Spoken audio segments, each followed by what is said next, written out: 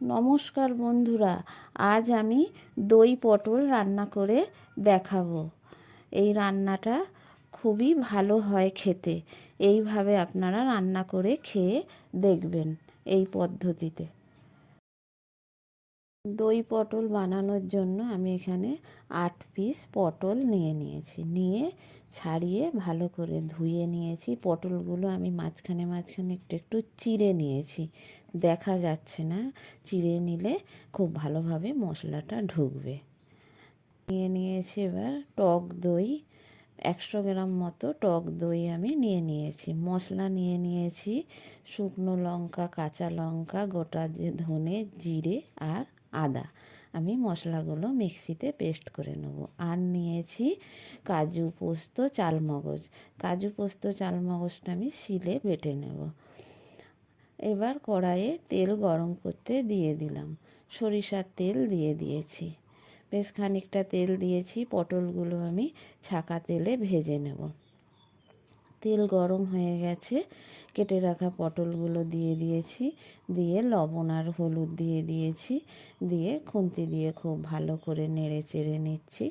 পটলগুলো আমি লাল লাল করে ভেজে তুলে নেব। খুব ভালো করে ভেজে নিয়ে তুলে রেখেছি।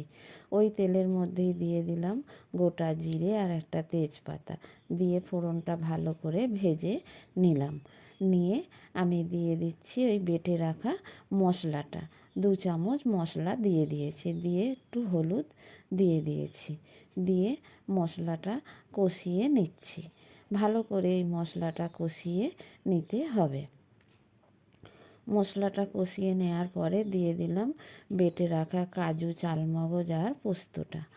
দিয়ে মশলাটার সাথে খুব ভালোভাবে আমি কষিয়ে নিচ্ছি। মশলাটা খুন্তি দিয়ে ভালো করে নাড়তে হবে। খুব ভালো করে কষিয়ে নিয়েছি।